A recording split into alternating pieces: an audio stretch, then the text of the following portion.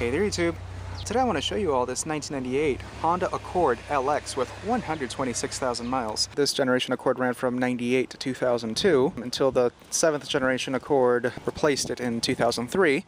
This one actually has a 5-speed manual, so that's actually quite a rare thing to find on the Accord. It has the 150 horsepower 2.3 liter i-VTEC 4-cylinder. This was also another very popular generation for Honda. It did suffer with the 4-speed automatic transmission. Yeah, that had severe durability issues. So yeah, the manual was preferable. Another thing to note, I'd really invest in a good alarm or anti-theft system if you are the owner of this generation Accord. These have a very high theft rate. This one rides on 185, 65, 15s, rear drum brakes. Oh, stupid balloon. Anyway, get this fucking thing. Anyways, it's a very clean interior and also very good qualities too. The driver's seat backrest, lower the back section, and over here, yeah, the thigh support adjustment is right there. And of course the mechanism to move the seat back and forth, just pull that bar. Door panel, very cushiony with this cloth over here, and this armrest is like a glove, it's very soft. Auto down function for the driver window locks, and power mirrors. Door lock switch is right there, but it's punched inwards.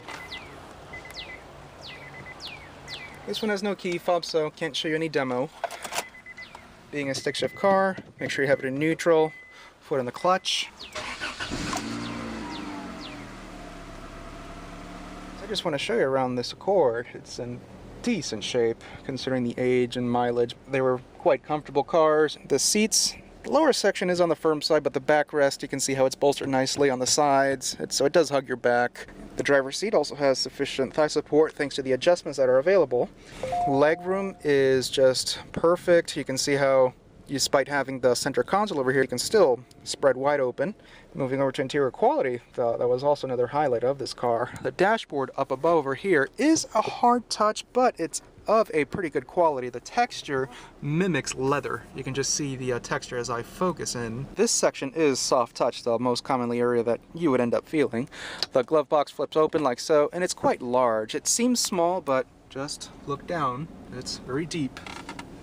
Even the lid is padded. And the clock, hazards, the climate control, very simple. You have the radio with cassette, the single disc CD player right there, the power outlet, and a little cubby down below, obviously. 5-speed manual. Feels excellent too. The clutch is so predictable. I think it'll be very difficult for you to end up stalling this car if you're a learner. So I mean, this does make an excellent car to learn how to drive stick in. Yeah, and reverse like so.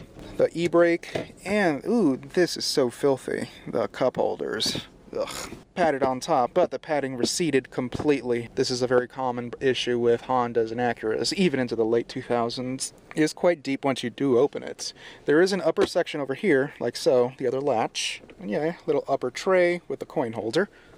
Steering wheel is nicely thick all the way around. It's not leather wrapped. You have the cruise control, intermittent speed wipers, and on the turn signal lever you have the headlamp on and off switch.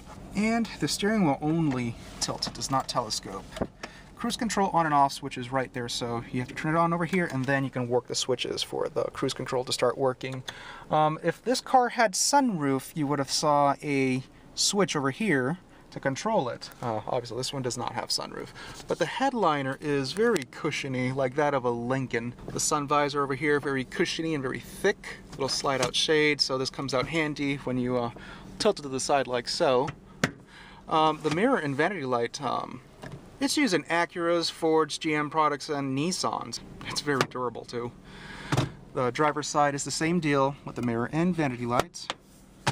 Little holder for your sunglasses, but the little spring seems to be broken. Yeah, it's right there, it's dislatched, hence why it's dead. The map lights over here, clip seems to be broken. Materials carry over to the back seat when it comes to the door panel. Nothing changes. You still have a door pocket, and legroom seems to be excellent too. I do have the seat adjusted to where I prefer maybe a hair or two further back than I would have wished. But yeah, 4 passengers of 6 feet can just fit perfectly in here. It's going to be a little bit of a squeeze though in the back seat. Flip down the armrest, you have 2 cup holders, and you have access to the trunk, like so. Pretty handy. Everything is for the most part perfect. Show you the trunk. It's just massive. Spare tire down below. It's going to be a little donut. Ugh, so much filth in here. Well, should have been the wrench in here, and possibly the jack.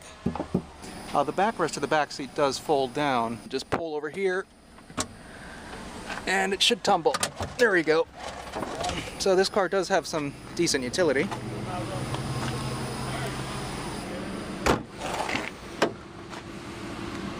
Like so.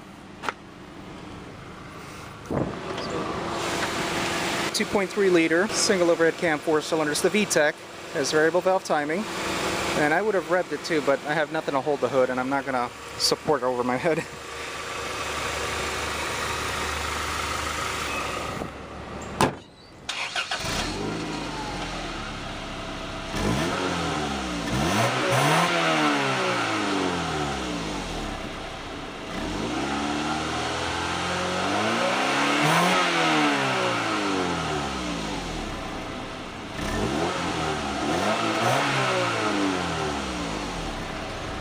Earlier I checked the motor oil to make sure, so for the time being I'm going to ignore that check engine light. Likely it's an emissions issue like an oxygen sensor and etc. Usually when it's the maintenance required, that's the oil light. Usually owners forget to reset it.